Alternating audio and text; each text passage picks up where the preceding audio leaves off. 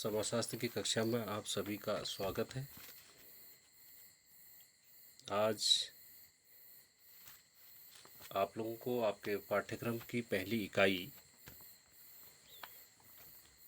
के बारे में व्याख्यान दिया जाएगा। तो सर्वप्रथम हम पहली इकाई को प्रारंभ करेंगे। तो इकाई को प्रारंभ करने से पूर्व हमें भारत में जनजाति समाज के बारे में आप लोगों को कुछ एक छोटी मोटी जानकारी देनी आवश्यक है। यदि हम सभ्यता के विकास के आधार पर सभी मानव समूह को देखते हैं तो उनको विभाजित करते हैं, तो इनमें जनजातीय, ग्रामीण तथा नगरीय समाज देखने को मिलते हैं। आज सभी समाजशास्त्री यह मानते हैं कि केवल नगरीय एवं ग्रामीण समाजों को समझ लेने से ही मानव समाज के विकास के स्तरों तथा किसी समाज की संस्कृति के प्रारंभिक रूप को नहीं समझा जा सकता। आज हम जिन विश्वासों, संस्थाओं और मूल्यों के बीच अपना जीवन व्यतीत कर रहे हैं, उनके मौलिक और सरलतम रूप को समझने के लिए जनजातीय समाजों को समझना आवश्यक है। इन जनजातियों की संस्कृति, सामाजिक आर्थिक व्यवस्था, धर्म, कानून और समस्याओं का अध्ययन करने वाले विज्ञान को ही मानव विज्ञान या मानव शास्त्र अथवा जनजातीय समाज का समाजशास्त्र कहा जाता है। अगर हम मानव विकास के इतिहास की ओर देखते हैं तो मानव हजारों वर्षों में विकास की एक लंबी प्रक्रिया से गुजरते हुए वर्तमान अवस्था तक पहुंचा है और एक लंबे समय तक मानव जंगलों, पहाड़ों में भटकता हुआ जानवरों के शिकार और कंदमूल फलों से अपनी उदर की पूर्ति करता था और उनके जो आवास थे घने वृक्ष और गुफाएं थी। कृषि एवं पशुपालन का आरंभ होने से विभिन्न मानव समूह ने स्थानीय रूप से किसी विशेष भूभाग को अपना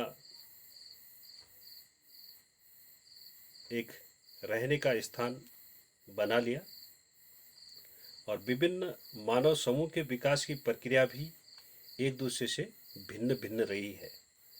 अब कुछ समूह अपने क्षेत्र में विशेष संसाधन मिल जाने से वो तेजी से आगे बढ़ गए और जबकि अनेक मानव समूह जंगलों, पहाड़ों एवं दुर्गम क्षेत्रों में रहने के कारण एक सरल जीवन व्यतीत करते रहे।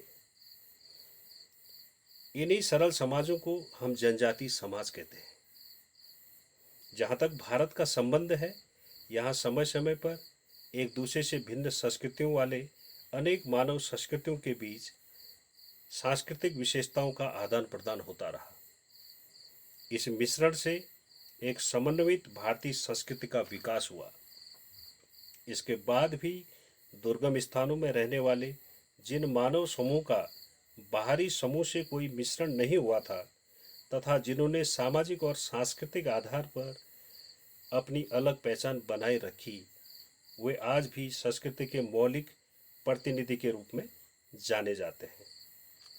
और अनेक समाज विज्ञानियों का मानना है कि इन जनजातियों की संस्कृति के आधार पर ही आज किसी क्षेत्र अथवा समुदाय की संस्कृति के मौलिक रूप को समझा जा सकता है।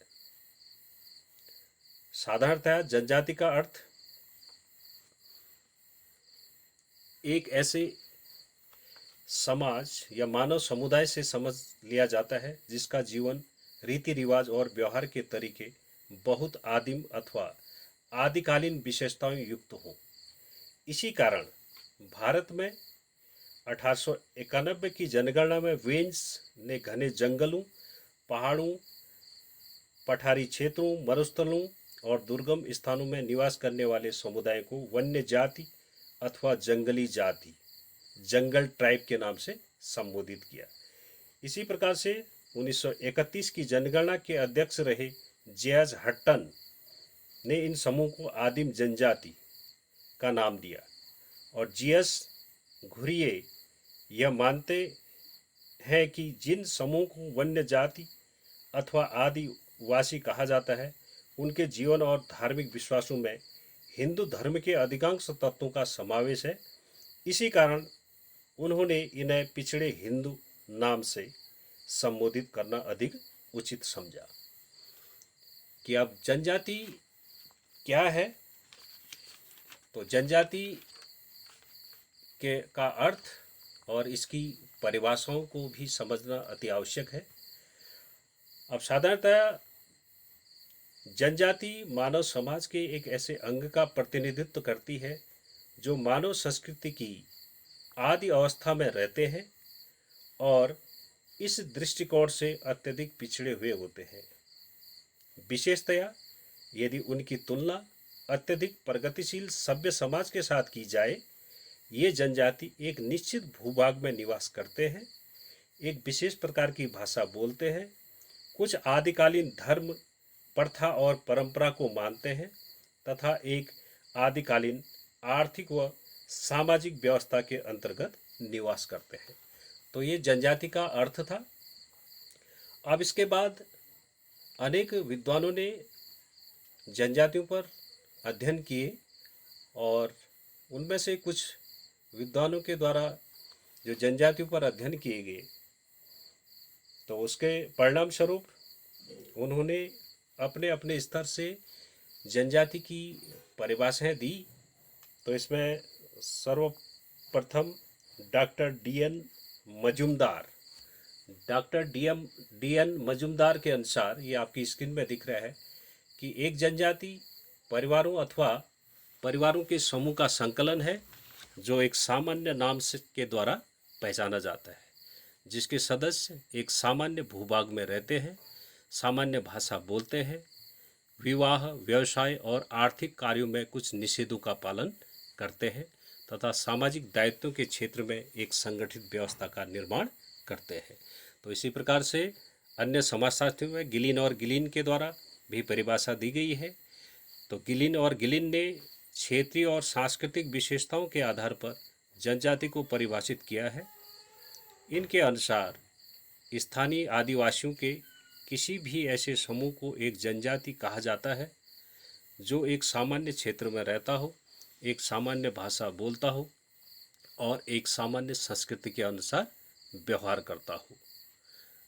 इसी प्रकार से बोआस ने आर्थिक आत्मनिर्भरता को जनजाति की प्रमुख विशेषता मानते हुए लिखा है, जनजाति से हमारा तात्पर्य आर्थिक रूप से आत्मनिर्भर व्यक्तियों के ऐसे समूह से है जो सामान्य भाषा बोलता हो तथा बाहरी लोगों से अपनी रक्षा करने के लिए संगठित हो। इसी प्रकार से मर्डॉक कहते हैं कि जनजाति एक भिन्न भाषा और संस्कृति वाला सामाजिक समूह है जिसका एक स्वतंत्र राजनीतिक संगठन होता है। राल्फ पिडिंगटन कहते हैं कि व्यक्तियों के उस समूह को हम जनजाति के रूप में परिभाषित करते हैं जो एक सामान्य भाषा बोलता है, एक सामान्य भूभाग में रहता है तथा समरूप सांस्कृतिक विशेषताओं को प्रदर्शित करता है। अब उपरोक्त विद्वानों के द्वारा दी गई परिभाषा से ये कहा जा सकता है कि एक जनजाति एक समरूप और अंतर्विवाही क्षेत्रीय समुदाय है जिसके सदस्य सामान्य भूभाग, भाषा, संस्कृति, जीवन स्तर एवं धर्म तथा व्यवसाय के आधार पर समानता की भावना द्वारा संगठित रहते हैं। तो ये एक आप लोगों को जनजातियों से संबंधित एक छोटी जानकारी दी गई कि विभिन्न विद्वानों के द्वारा जो विभिन्न अध्ययन किए गए हैं और उनके द्वारा दी गई परिभाषाओं को आपको बताया गया। तो नेक्स्ट लेक्चर में हम यहाँ पर जनजाति की जो सामान्य विशेषताएं हैं उन पर एक विस्तृत जानकारी आपको देंगे। Thank you.